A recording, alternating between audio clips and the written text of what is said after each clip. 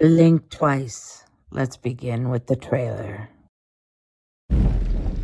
So, everybody's dead. How about we start at the beginning? Okay, here we go. Jess, Frida, this is my childhood buddy, Cody. Vic, my left and right hand man. Perfect. Tom. Hi!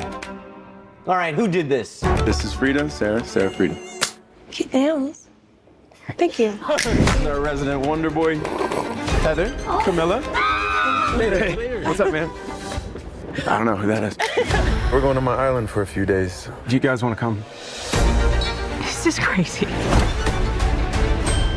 Did we just jet off to a billionaire's island with a bunch of strangers? No, he's not a stranger. He's Slater King. Everybody say, making memories! Making memories! You having a good time? We're having a great time. We're drinking champagne and we're eating amazing food. So do you think the human sacrifice is before or after dinner? The legendary parties of Slater King. Not what I thought it was gonna be. We still have fun. It's just a little different now. What do you mean? Phones, please. Wait, for real? You don't have to do anything that you don't want to do. I'm having a great time here. But I also have this feeling that I'm like, not. Where's my knife? Who has my knife? Oh, dude, your eye. What? Oh, no, I know, right? There's something weird going on here. Everybody's smiling and laughing like 1960s flight attendants. Like, I'm having a good time. I'm like, I'm having a great time. Can't you feel it? There's something wrong with this place. Where's Jess? Who's Jess? My friend that was in the room next to mine. Wake up! Wake up! Wake up! I feel like we're forgetting like a lot of stuff. Okay, but like, how? Something's making us forget.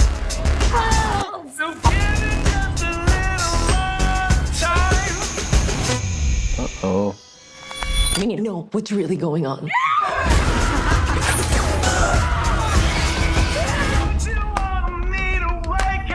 Blink twice if I'm in danger. Well, maybe not. Let's not answer that one, right?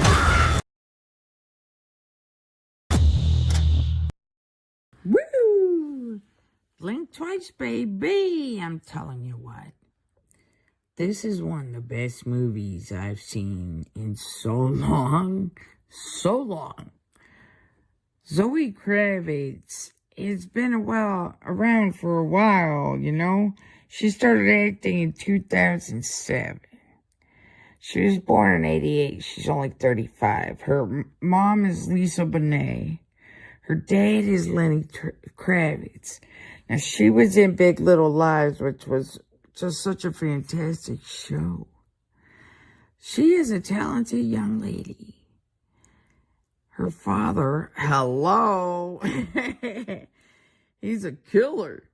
I remember watching Lenny Kravitz's mom on the Jeffersons, and she was married to a white man on the Jeffersons. It was a big deal, but really, she was actually married to a white man, so how about that? All right, so the standout in this movie, obviously, is Naomi Ackie. She is a British actress, immensely talented. She's beautiful. She seems to have just such a lovely spirit about her. And she played good old Whitney Houston. Gotta love that, right? Now, this young lady, Ali Shockhead, she's been in a couple things. Broad City. She was in, I always think she was in Riding in Cars with Boys, but she was not in that. No, she was not. She was in Arrested Development. But then I think of her, I think, boy, she looks like Spice, right? Then there's Gina Davis. Gina Davis been around since I don't know when. She's 68 now, and she's been one of my favorite actresses since I can remember. She's a talented woman. She's beautiful, graceful, and always seems to have a bit of humility to her, and that's what I like about her the most. Haley Joel Osment played an aging actor frustrated with his life in this. Obviously, he finds an outlet. But in The Sixth Sense even, there was a lot of coloristic symbolism. And we're going to touch on that. And I love it that he's in this movie. It's nice to see him all grown up. Now, this woman here, Adria Arjona, forgive me for the pronunciation, but she was an entanglement or married / whatever to Momoa, but so was Zoe Kravitz.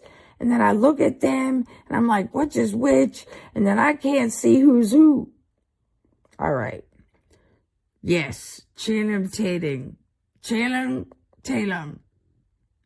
I'm a woman, so I need to play this part first because it's only right, honey.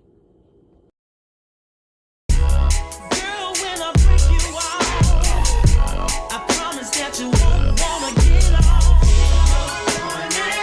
Let's do it. Ride it, my saddle's waiting. Come and jump on it. Let's do it. Ride it, my saddle's waiting. Come and jump on it. Sitting here frozen, keeping your skin on. Just once, if I had the chance, the things I would do to you. You and your body, every single portion. Oh, yeah. That just happened. Channing Tatum. Holy crap. I can only say his name half the time. But I don't care who you are. That's talent right there. It's smooth. It's beautiful. That's a man. That is a man, honey. But yes, in this movie, he is fantastic. He's not a nice guy, okay? Then we got Levin Hawk. I adore Levin Hawk. I think in this movie he was fantastic. Now, his mother's Uma Thurman, his father's Ethan Hawke, and his sister is also a popular actress in Stranger Things. You'll like him in this movie. He's not just a nepo baby. He's a very, very, very good actor. Now we got Simon Rex. Simon Rex, back in the day, he's still a disco snack if you ask me, but I never realized what a fantastic actor he is until I saw him in this. Now, a lot of people think Simon Rex, they think back to Tupac days. Now, look at this picture of this Tupac interview. Is that Bow Wow in the back? And I was like, boy, Simon Rex, he kind of looks a lot like that other white guy. You know who I'm talking about. Kill Tony. Anyway, Bow Wow. So, seems like Bow Wow would be around that age. Then I was like, it's 96 when that interview was. If he's 37, I start doing the math. And I'm like, boy, that really looks like him, but I can't tell. But I think it's him. But let me know what you think. Okay. So then we got Christian Slater. Christian Slater in this movie wasn't that big of a part of it, but he was good enough, I'll tell you that much. He was in Heathers back in the day, which was absolutely one of my favorite movies. I think I've seen it about 2,000 times. Liz Carabell, she's insane in this movie. Now, I don't remember her in any other movies, but this movie, you'll remember her forever. Kyle MacLachlan. He's Irish fucks. I'll tell you what, though. I really like him also. You'll remember him from a long time ago, but Desperate Housewives is where he really made my day. And True Mullen was so good at this that I almost left her out because she was so wasted, so long, so well. She took blunt rolling classes for this movie, and we can't leave her out for some reason. On every single time I look this up, they leave her out. And she deserves to be mentioned. So Now, right off the rip, in the beginning of the movie, you'll see him say, I got chickens, you know, like it's a big deal. I'll tell you why. Chicks, as babies, when they grow up, the female becomes a hen, the male becomes a rooster. Hens are considered maternal in Christian lore, self-sacrificing, nurturing, protective, comforting, unity. They represent good marriage. They represent, in mythology, Nua, the goddess, made the chicken first. In Chinese culture, the first day of the Lunar New Year is dedicated to chickens. In Native American culture, they believe the rooster crows at 3 a.m. to show that death is near. Drinking chicken blood symbolizes brotherhood. And the term pumping the chicken means insanity or excitement. In the Bible, chicks, as in the babies, symbolize the Hebrew people, which Jesus viewed with much respect.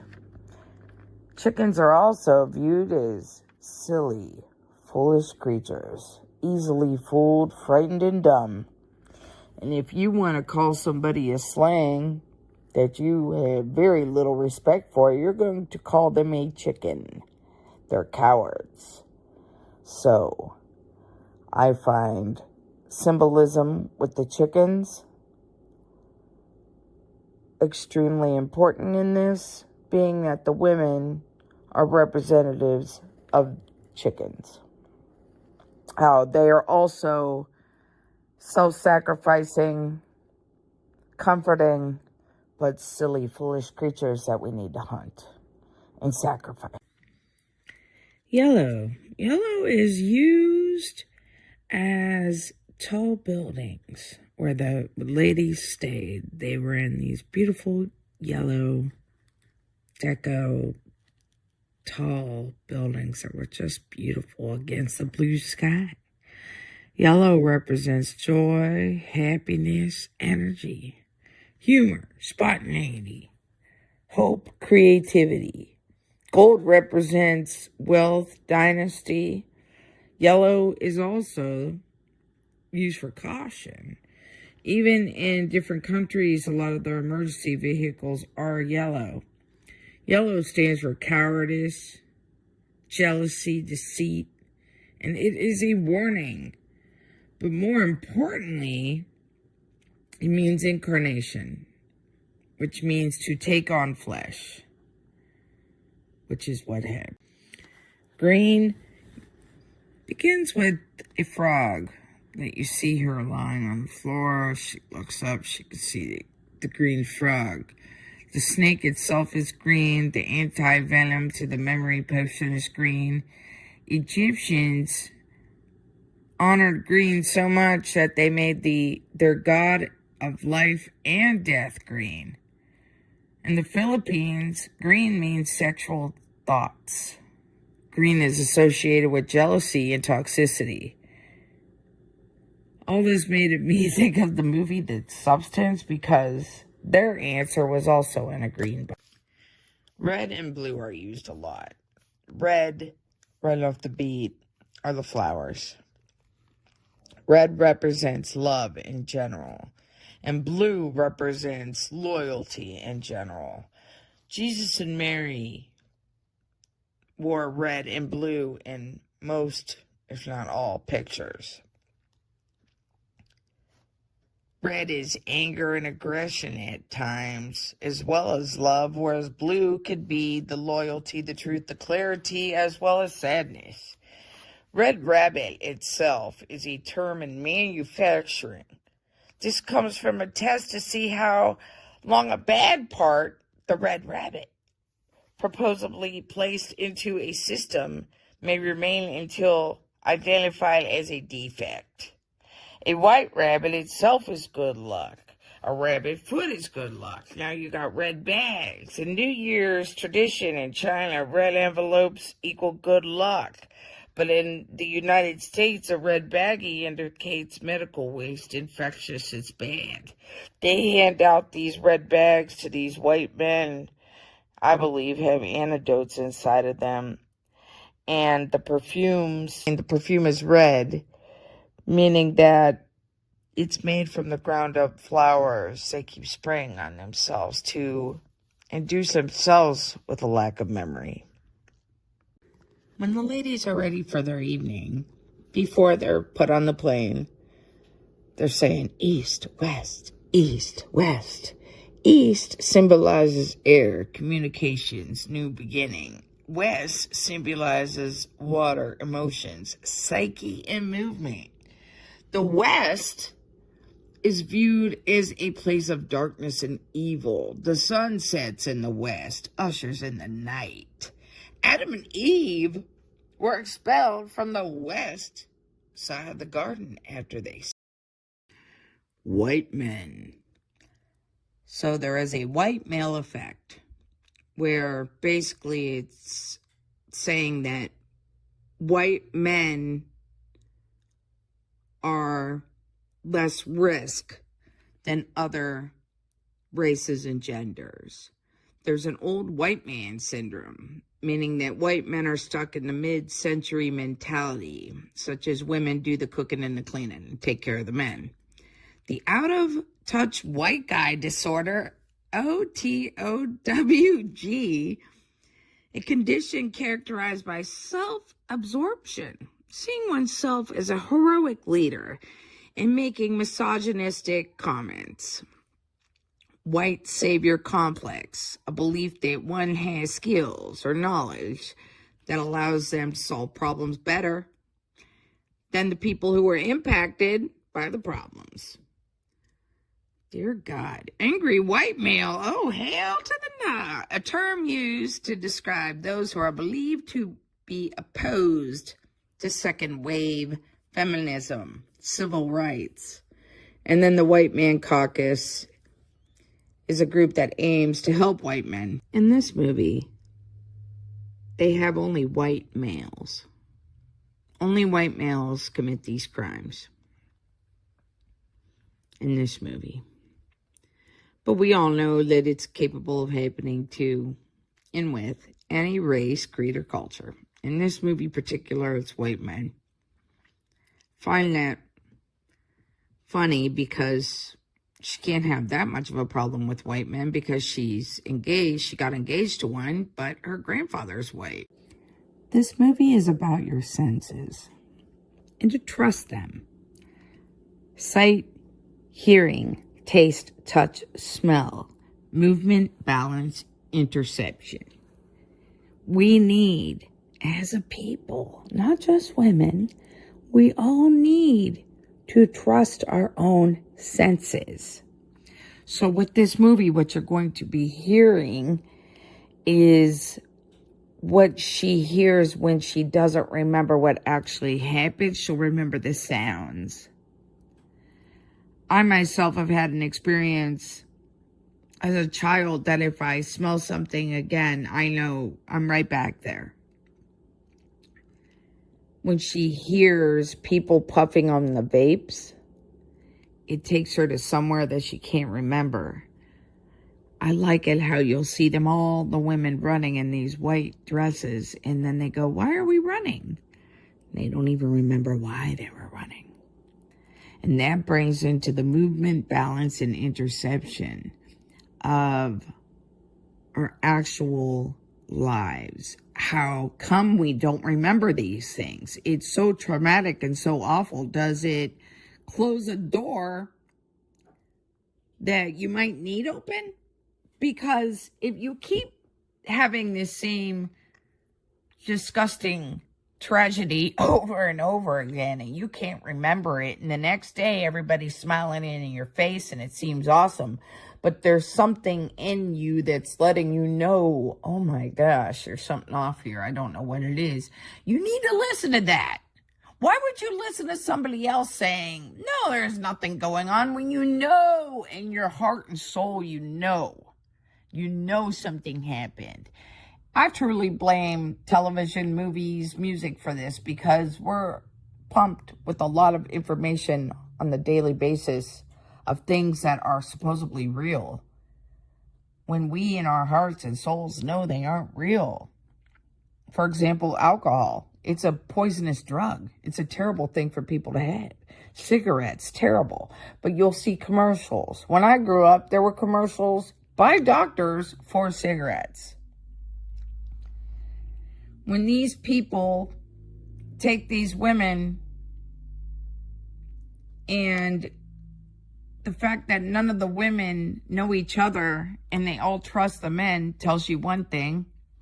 The fact that they have a token woman with them tells you another thing. And the fact that everybody's willing to take and not willing to give tells you something else. Anytime you're willing to hop on a plane with somebody so you could get things, you get what you deserve. You cannot go and take all the time and think that nothing else is going to happen to you, because it will. So I'm just going to end it with this. I'm going to leave you with some footage that is haunting. I'm asking you, please believe yourself when you feel that. Please believe yourself and listen to yourself. Because anybody else telling you anything, they're listening to themselves. And what they are doing is to make you do what they want. But truly, you need to listen to yourself. Because no matter what you're given, no matter how many awesome meals there are, no matter how beautiful the sky and the ocean is, and how yellow the buildings are, and how beautiful the red flowers are, the fact is, nothing's for free. Nobody's that funny or cute that they deserve to be given anything. And there is a price to be paid for everything. I'm leaving you in silence. Silence is deafening. You'll have to listen to your own thoughts and feelings with silence. There is no forgiveness, just forgetting. You don't have to do anything you don't want to. All trauma gone. Clean her up. She'll be good as new. I never know what day it is. I am having the best time. I am having such a great time. Nothing's for free, people. Nothing's for free. Even if your memory's gone, it's still remembered. There is no forgiveness. Just forgetting.